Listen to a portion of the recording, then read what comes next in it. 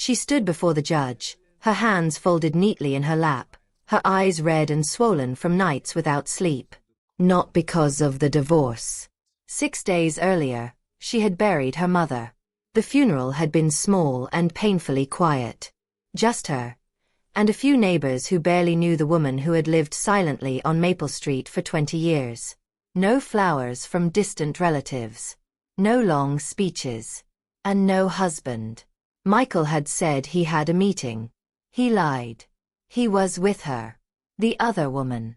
The same woman now sitting beside him in the courtroom, dressed in a cream-colored suit worth more than 3 months of rent, smiling like victory was already hers. Michael rose when his lawyer gave a slight nod. He adjusted his tie and looked directly at his wife, Claire. He spoke slowly, carefully, as if he wanted each word to sting. Your Honor, I married a woman with nothing. And she's leaving this marriage with exactly what she brought into it. Nothing. The courtroom fell silent. Claire didn't move, didn't blink, didn't react. Her lawyer gently touched her arm, but she felt nothing. The grief inside her was louder than any insult. Vanessa leaned back in her chair and crossed her legs confidently. She had won. Or so she thought. What no one in that courtroom knew, not Michael, not Vanessa, not even Claire herself, was that the woman Claire buried 6 days ago wasn't just a quiet, distant mother. She was one of the wealthiest human beings to ever live. And in 72 hours, everything was about to change. Before we continue, welcome to African Folktales. If you love powerful stories filled with wisdom, betrayal, and unexpected justice, make sure you subscribe to African Folktales and turn on the notification bell so you never miss a new story. Now, let me take you back 7 years earlier. Back when Michael seemed different. Or maybe he wasn't different at all. Maybe Claire just couldn't see him clearly yet. They met at a community college. Claire worked part-time in the library, stacking books and helping students find research materials. At night, she attended accounting classes, determined to build a better future. Michael was charming, confident, funny. He made her feel seen. He talked about big dreams, starting a business, building wealth, creating a life where money would never be a problem again. She believed him. So when he proposed in the parking lot of a 24-hour diner at 2 a.m., under flickering streetlights and the smell of coffee in the air, she said yes. They didn't have much. But they had hope.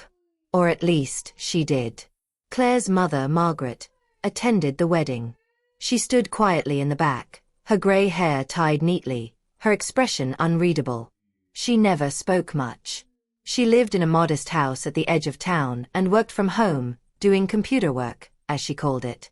Claire never asked many questions. Her mother never offered details.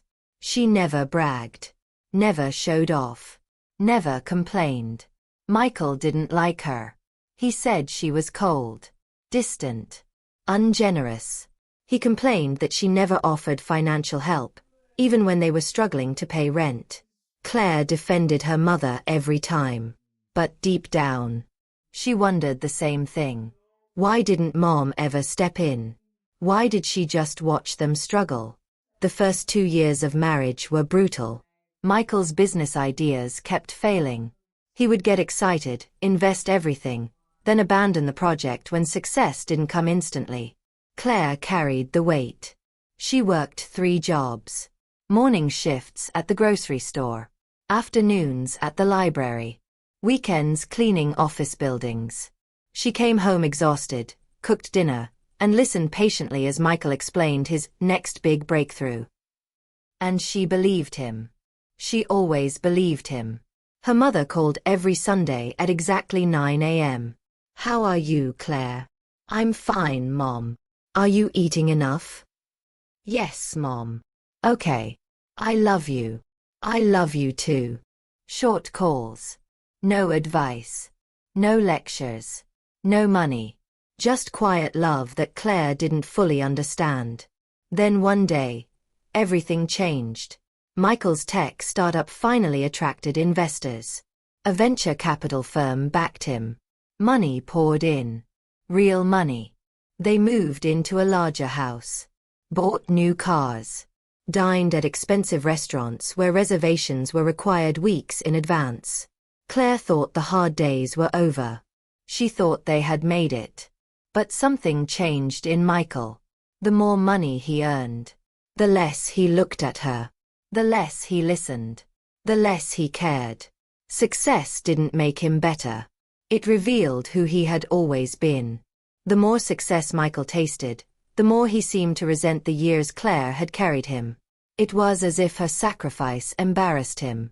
As if the memory of struggling beside her reminded him of who he used to be. Vanessa entered his life a year later. She worked in marketing for one of his biggest clients. Tall, polished, impeccably dressed, always looking like she was about to close $1 million deal. She laughed at all his jokes. Told him he was brilliant. Visionary. Michael started working late. Stopped answering Claire's calls. Came home smelling like perfume that wasn't hers. Claire knew. But she stayed quiet. She told herself it was a phase. That he would remember who she was. What they had survived together. He didn't. Margaret got sick in the fall. It started with a cough that refused to go away. Then came the weight loss. The hospital visits. The long silences in waiting rooms. Stage 4 cancer. Claire moved back into her mother's small house on Maple Street to care for her. Michael never visited. Not once. He said he was busy. Said the company needed him. Said he couldn't step away right now. He said a lot of things that sounded reasonable. They were excuses. For 3 months, Claire watched her mother fade. Margaret didn't cry. Didn't ask, why me? Didn't complain about fate. She read books. Stared out the window. And when the pain grew unbearable, she reached for Claire's hand. 2 weeks before she died, Margaret looked at her daughter with unusual intensity. "You're stronger than you think you are," she said softly. "And you're going to need that strength very soon." Claire thought she meant grief. She was wrong. Margaret passed away on a quiet Tuesday morning. Peacefully. Claire was holding her hand. The funeral was simple. A few neighbors. A coworker Claire barely recognized. And an empty space where her husband should have been. Michael sent a text. "Sorry, babe. Back-to-back meetings. I'll make it up to you." He never did. Let me ask you something. Have you ever felt invisible to someone you loved? Like no matter how much you gave, how much you sacrificed, it was never enough for them to truly see you? Tell me in the comments below. Because what Claire was about to discover wouldn't just change her life. It would expose everyone around her for exactly who they were. And if you're enjoying this story, don't forget to subscribe to African Folktales and turn on the notification bell so you never miss powerful stories like this one. 3 days after the funeral, the divorce papers arrived. Claire was sitting on the floor of her mother's house, surrounded by half-opened boxes and memories she wasn't ready to touch, when the courier knocked. She signed, opened the envelope, and felt something inside her go completely still. Michael wanted out. And he wanted everything. The house. The cars. The savings. Even the furniture they had chosen together. His lawyer had drafted the documents carefully, painting Claire as a dependent wife who had contributed nothing to the marriage. As if the years of 3 jobs, sleepless nights, and quiet support had never existed. Her lawyer begged her to fight. "Claire, you're entitled to half. You supported him when he had nothing." But Claire was exhausted. Tired of fighting. Tired of hoping. Tired of loving someone who no longer loved her. So she signed. And walked away. The court hearing was brutal. Michael didn't just divorce her. He humiliated her. He stood before the judge and described her as dead weight. Said she had never contributed. Said she came from nothing, and was returning to nothing. Vanessa sat beside him, glowing with satisfaction. When the judge finalized the divorce, Vanessa squeezed Michael's hand. Claire saw it. She didn't react. She thanked her lawyer. and walked out. She had nowhere to go. The house belonged to Michael now. Her mother's home was still heavy with grief. So she checked into a small motel on the outskirts of town and lay on the bed, staring at the ceiling, wondering what was left of her life. That's when her phone rang. International number. Switzerland. She almost ignored it. But something, instinct maybe, made her answer. A calm male voice spoke with a light European accent. Miss Claire Donovan? Yes. My name is Andreas Keller. I represent the law firm of Mahler, Steiner and Associates. I'm calling regarding the estate of Margaret Elizabeth Harrington. Claire frowned. I think you have the wrong person. My mother's name was Margaret Donovan. A pause. Your mother used several names for privacy and security reasons. Margaret Harrington was her legal name. Miss Donovan, we need you to come to Zurich immediately. There are matters concerning your inheritance. Claire laughed bitterly. Inheritance. My mother didn't have anything. Silence. Then. Miss Donovan, your mother's estate is valued at approximately $1.7 trillion. And you are the sole beneficiary. The room felt smaller. Hotter. Unreal. She thought it was a scam.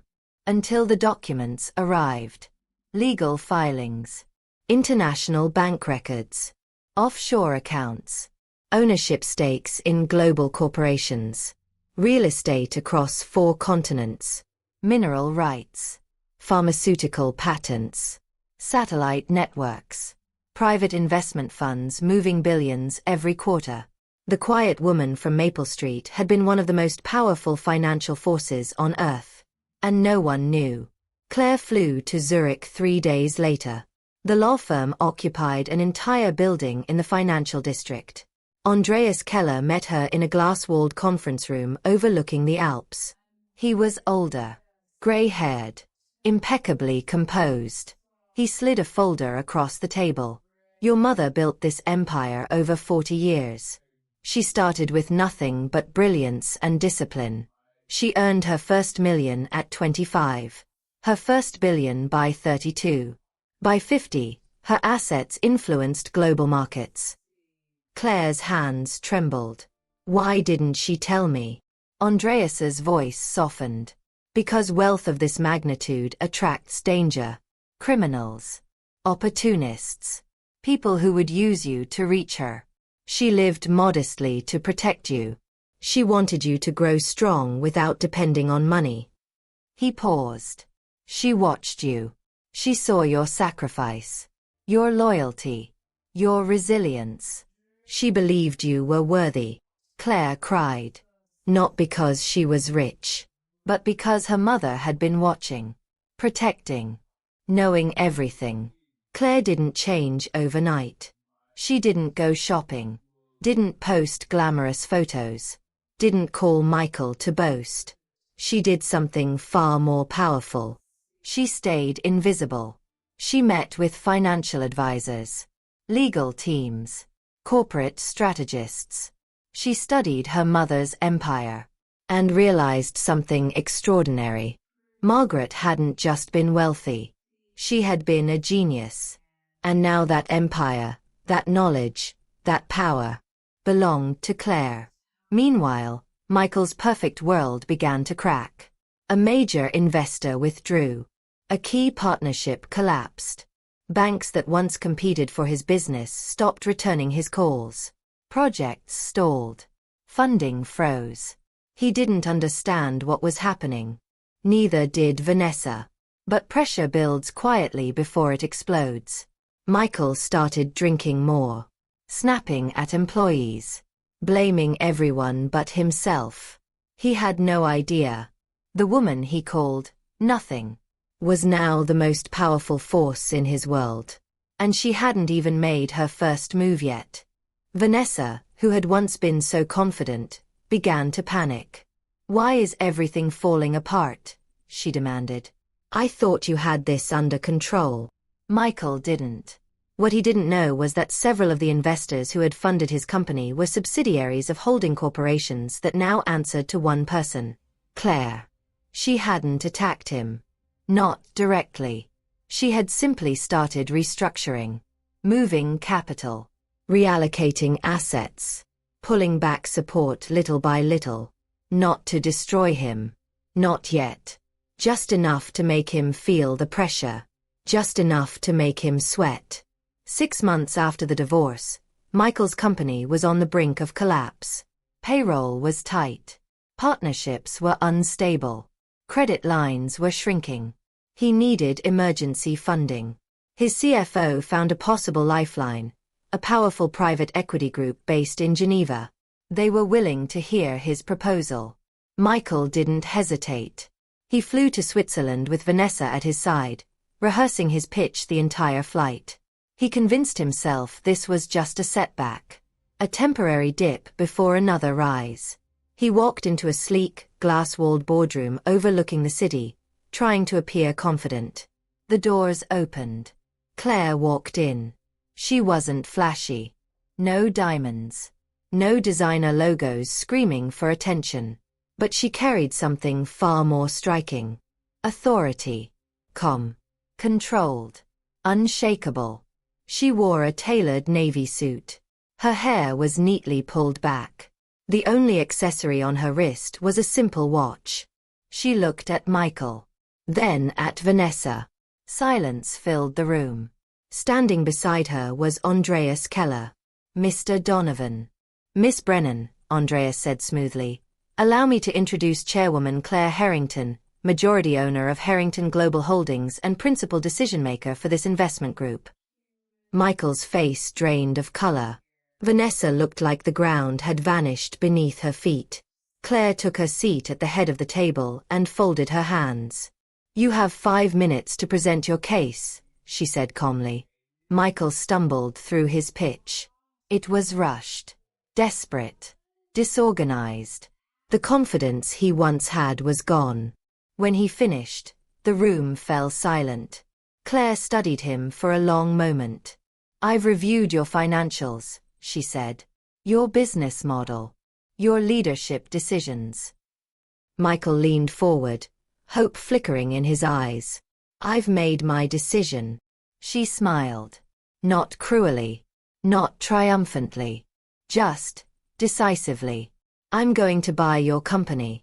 All of it. The words hit like thunder. You'll be removed as CEO effective immediately. You'll receive a standard severance package. However, your role in this company, and in any company within my portfolio, is over. Michael began to argue, to plead, to explain. But Claire had already stood. Andreas placed a folder in front of him. You have 24 hours to sign, Andreas said. If you refuse, we will proceed with a hostile takeover. Either way, this company is no longer yours. Claire walked out without looking back. Vanessa left Michael 2 weeks later. Her loyalty had always been tied to his success, his money, his influence, his power. When those disappeared, so did she. She found another opportunity. Another wealthy man to orbit. Michael was left alone. Broke. Humiliated. Everything he had built, everything he had taken from Claire, was gone. Claire didn't celebrate. She didn't post about it. She didn't call him. She simply continued building. She strengthened the empire her mother had created. Expanded investments. Restructured corporations. Protected employees who had been mistreated under Michael's leadership. She donated millions to causes her mother had quietly supported for years. Education programs, women's shelters, medical research initiatives. She remained humble, grounded, focused. One quiet Sunday morning, she drove to the cemetery. She stood at her mother's grave for a long time. Then she knelt, gently touched the headstone, and whispered, "Thank you, Mom, for protecting me, for teaching me, for believing I was strong enough." The wind moved softly through the trees. Claire stayed until the sun began to set. Then she stood, wiped her eyes, and walked back to her car. She didn't need revenge. She didn't need validation. She had something far more powerful. Her mother's love. Her mother's legacy. And the knowledge that those who underestimated her had been wrong all along. Some people mistake silence for weakness. They see humility and assume it means poverty. They think that if someone doesn't fight back immediately, they've already won. But the most dangerous power is the kind no one sees coming. The kind built quietly, patiently. The kind that waits for the perfect moment to reveal itself. Claire didn't need to scream to be heard. She didn't need to destroy Michael to prove her worth. She simply rose. And became exactly what her mother always knew she could be.